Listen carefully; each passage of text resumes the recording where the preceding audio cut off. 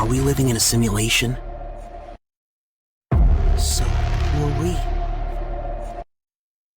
Is the human brain truly invincible?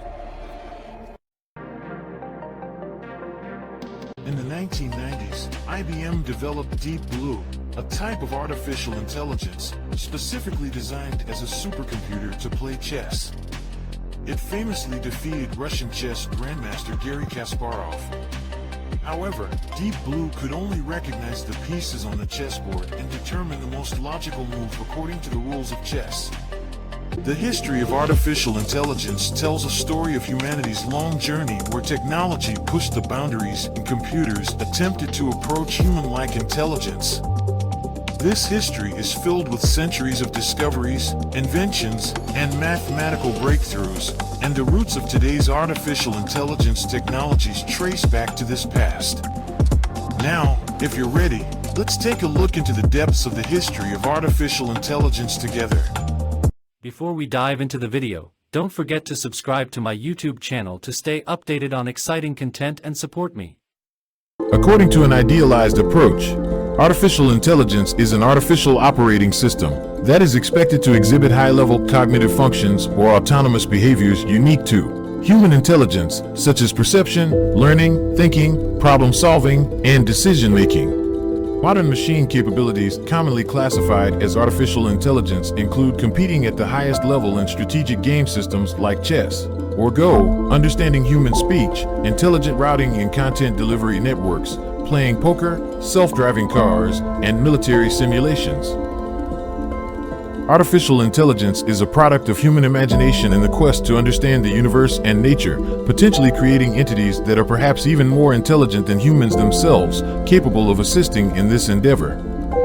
This idea was expressed in the works of Karel Čapek, one of the pioneering authors of modern science fiction literature, whose writings from the 1920s later influenced Isaac Asimov. Karel Čapek addressed the shared social problems of humanity with robots possessing artificial intelligence in his theatrical play called RUR in 1920, foreseeing that artificial intelligence could develop independently of human intelligence. The history of the concept of artificial intelligence is as old as modern computer science. Alan Matheson Turing, the pioneer of the idea, opened up the discussion on machine intelligence by posing the question, can machines think? During World War II in 1943, the development of electromechanical devices driven by the requirements of cryptanalysis led to the emergence of computer science and the concept of artificial intelligence. Alan Turing was one of the most famous mathematicians who worked on deciphering the encryption algorithm of the Nazi Enigma machine. The Enigma machine was a cipher machine used by Nazi Germany during World War II for the encryption and decryption of secret messages. The efforts initiated at Bletchley Park in the UK for code-breaking purposes, including the computer prototypes such as Heath Robinson, the Bomb Machine, and the Colossus computer, which were based on Turing's principles, led to the emergence of the concept of machine intelligence with data processing logic based on Boolean algebra. These machines and programming principles, which are the ancestors of modern computers, were actually inspired by human intelligence.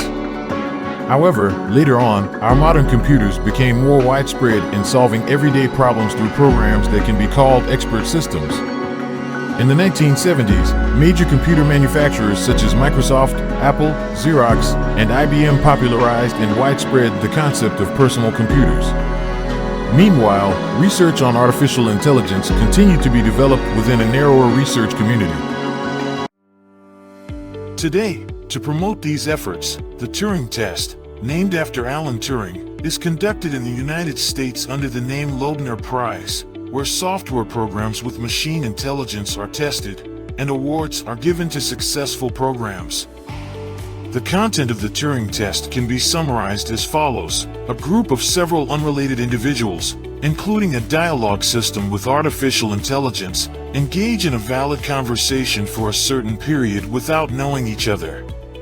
At the end of the conversation, the participants are asked questions to determine which one is human and which one is the artificial intelligence. Interestingly, in some of the tests conducted so far, the artificial intelligence has been mistaken for a human, while real humans have been mistaken for machines. One of the most well-known examples of artificial intelligence dialogue systems to win the Loebner Prize is Alice, which was written by Dr. Richard Wallace from Carnegie Mellon University. The reason why these software programs, including Alice, receive criticism is primarily because the criteria for measuring the test are based on conversation, resulting in these programs being predominantly chatbot-like dialogue systems. One of the earliest works in the field of artificial intelligence, with an idealized description, was conducted by McCulloch and Pitts. The computational model they proposed, using artificial neural cells, was based on propositional logic, physiology, and Turing's theory of computation. They demonstrated that any computable function could be computed by networks of neural cells and that logical and/or operations could be performed. They also suggested that these network structures could acquire learning abilities if appropriately defined.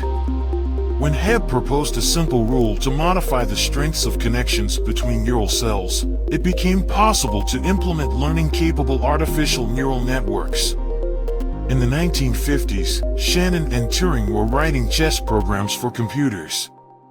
The first computer based on artificial neural networks, SNARC, was built in 1951 at MIT by Minsky and Edmonds.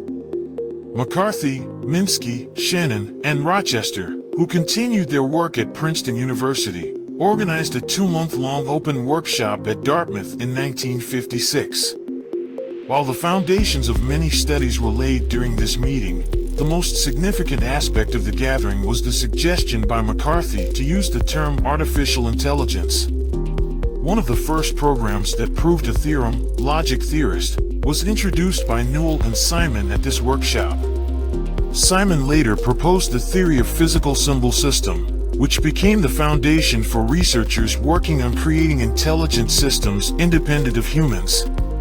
In the years following Simon's symbolic approach, logic-based studies dominated, and artificial problems and worlds were used to demonstrate the success of programs. However, these problems were later criticized for being toy worlds that did not represent real life in any meaningful way, leading to the argument that artificial intelligence could only succeed in these limited domains and could not scale to solve real-world problems. The fundamental reason behind the poor performance of developed programs when faced with real problems was their failure in processes such as understanding, making connections, and reasoning, as they only simulated syntactic processes. One of the most famous programs of this era was ELIZA, developed by Weizenbaum. Though it appeared to engage in conversation with the user, ELIZA actually performed simple operations on the user's statements. Similar approaches were used during the early machine translation efforts, but when faced with hilariously inaccurate translations, support for these approaches was halted. These limitations were essentially due to insufficient understanding of the semantic processes in the human brain. These failures led to the development of the idea of using programs equipped with domain-specific knowledge instead of general-purpose systems that could solve any problem. This sparked a revival in the field of artificial intelligence.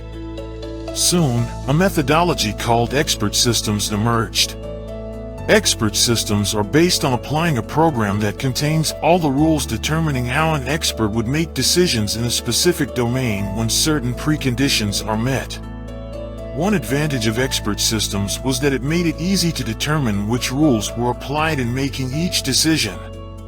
This meant that easily implementable applications could be developed for rule-based bureaucratic decision-making organizations.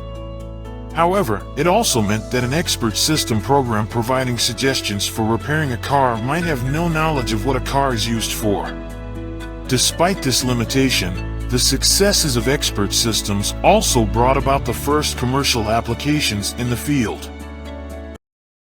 Artificial intelligence was gradually becoming an industry. An expert system called R1, used by DEC to make hardware selections based on customer orders, saved the company $40 million in a year. Suddenly, other countries also rediscovered artificial intelligence, and significant resources were allocated to research. By 1988, the AI industry's revenue had reached $2 billion. Chatbots, especially developed to meet people's needs, became increasingly popular. Chatbots are an everyday example of dialogue-based artificial intelligence. Users can interact with these digital products, also known as chat robots, through text conversations to obtain information on specific topics or perform daily tasks such as booking flights, making bank transfers, or purchasing a book. Chatbots can be present on a company's website, mobile application, or various messaging platforms like WhatsApp, Facebook Messenger, as well as voice assistants like Google Assistant or Siri. The method of interaction between users and chatbots can vary depending on the underlying technological infrastructure. For example, a chatbot that only engages in communication when the user initiates the interaction is called a reactive chatbot, while a proactive chatbot initiates dialogue with the user triggered by a stimulus. It is not difficult to predict that all areas of artificial intelligence research will converge in the future. The calculation of information can be made possible through mathematical advancements. Solving NP problems that require extensive computation can lead to finding the best move in a chess game or counting information and image processing through calculation instead of enumeration.